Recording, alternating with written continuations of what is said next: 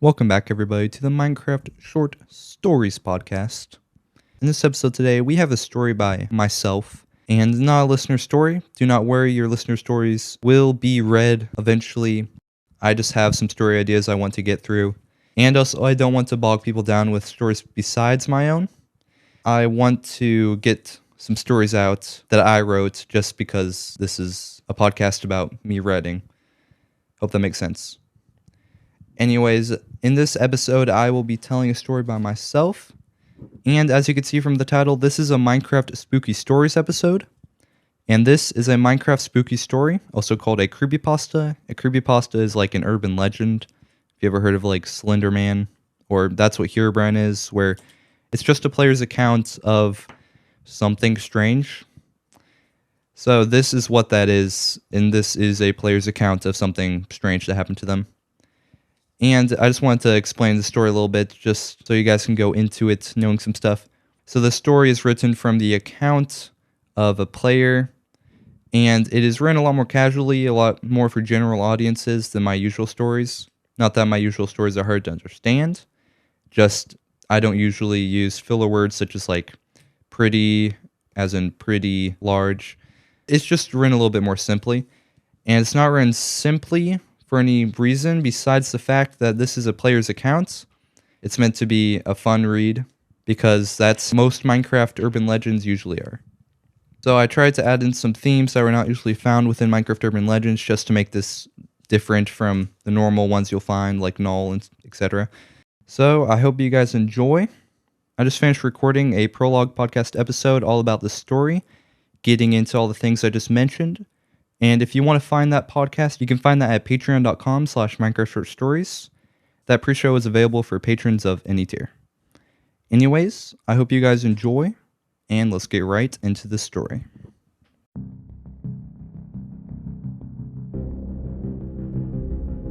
This story does not currently have a name. It is just labeled a spooky story, but it shall be renamed. The world looked like any other when I appeared.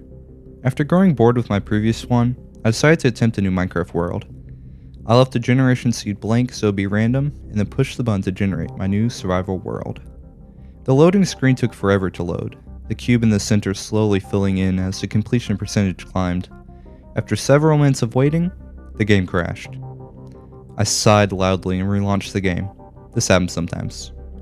Going to my Worlds tab, I immediately located the gray landscape that adorned any unloaded world as one of my cover images. The world had been generated successfully, just something had intervened with the initialization. I loaded the world and entered it. It looked like any other world when I spawned in, at least what I could see of it did. I had oddly spawned with my view almost entirely encompassed by a tree's trunk. I chuckled out loud. This was the weirdest spawn I'd ever seen.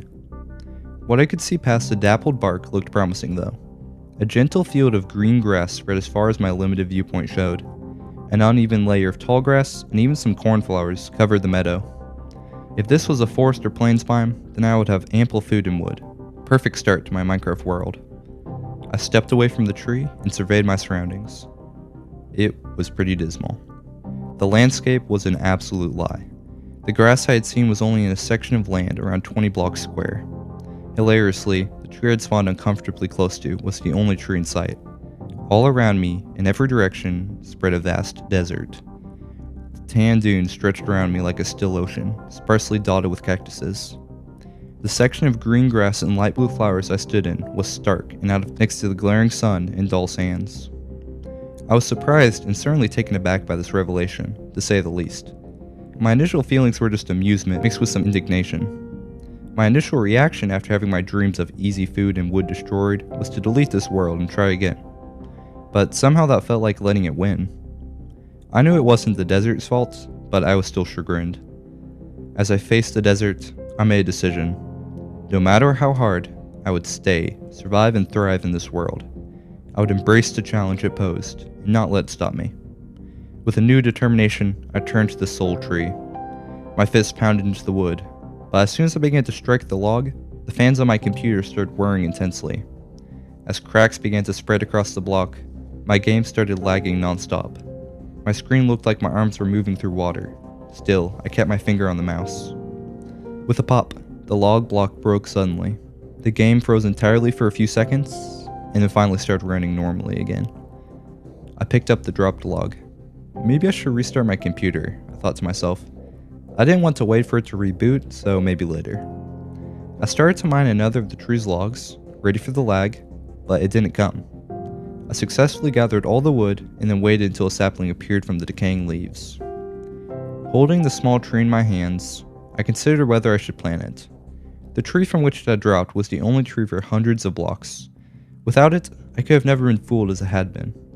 Spitefully, I took the tree into my inventory. Using my wood to craft a pickaxe, I experienced another lag surge. With my new pick, I mined through the few block layer of soil, dirt only went a few blocks deep, and into the stone underneath. I gathered a decent amount and then crafted a set of stone tools, a pickaxe, axe, sword, and a shovel. No lag, I noted aloud, somewhat puzzled. I had gone through my graphics settings for Minecraft, but hadn't found anything to account for it. With tools now on my hotbar, I was almost prepared to cross the desert. My hunger was already growing low, so I would need food for the journey. I made a quick pass of the tiny meadow and instantly picked out my target.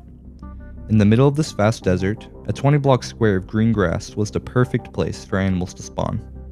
I sprinted over to the clucking chicken, sword in hand, and soon had food, along with some feathers. I made a furnace and used some of my wood as fuel. I cooked my chicken, gave one last look to the tiny meadow, and began my trek across the desert. Luckily, this was a video game, so I couldn't feel the heat of the desert. Still, the tan sands and the relentless sun gave an atmosphere of oppressive heat. There was no trouble traversing the sands, just continuous walking. Once the sun dipped below the horizon and the monsters began to appear, I knew I was in trouble. I hadn't had any way to craft a bed as no sheep had spawned. With no way to get wool, I would have to continue and try to avoid the mobs. I stopped to consume an apple, the chicken had been devoured a long time ago, turned up my brightness, and kept a steady pace onwards.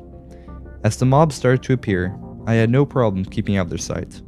The mobs wouldn't even turn towards me unless I was within about 15 blocks from them. If they did start to pursue me, I could easily outpace them until they stopped. The desert was completely flat. Imagine a plains biome, but sand. It was quite boring to look at.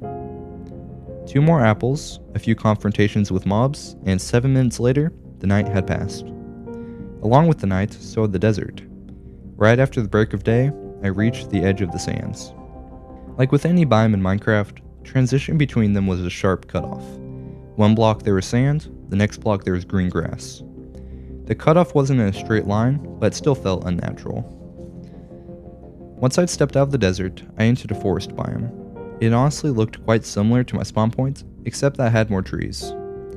The first thing I did was to head to the nearest oak tree and reinforce my wood supply.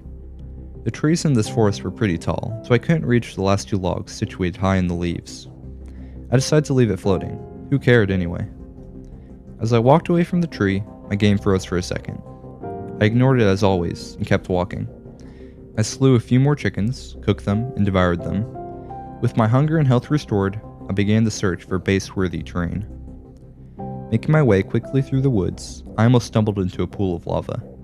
Why, Mojang? I whispered, my feet only half a block from the edge. Why Minecraft had melted rock in the middle of a forest was beyond me.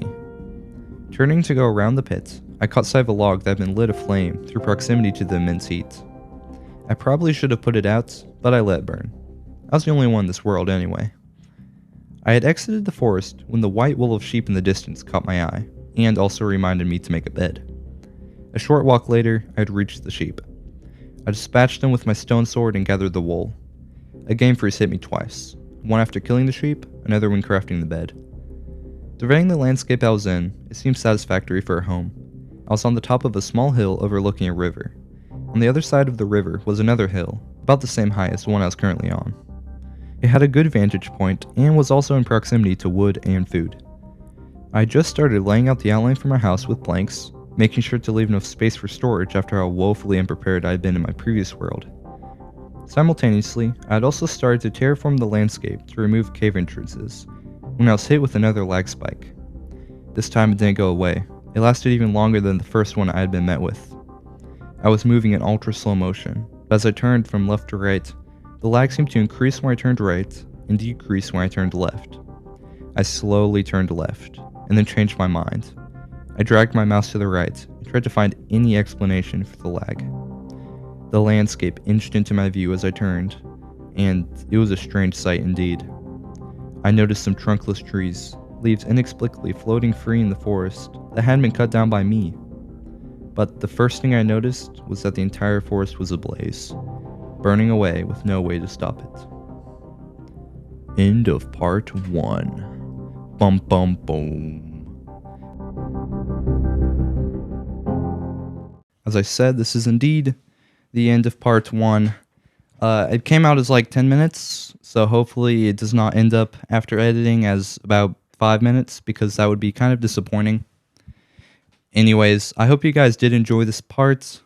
Like I said, I have a deeper explanation of this because it probably requires some explanation as of right now. So if you want to wait till part 2, you'll get some explanations. But like I said, there's the prologue episode if you want some now. Anyways, I hope you guys enjoyed this episode of the Minecraft Short Stories podcast. And I hope you guys have a good day. And I hope you guys will join me in the next episode. And then I need to say my catchphrase at the end. See you guys inside the next episode.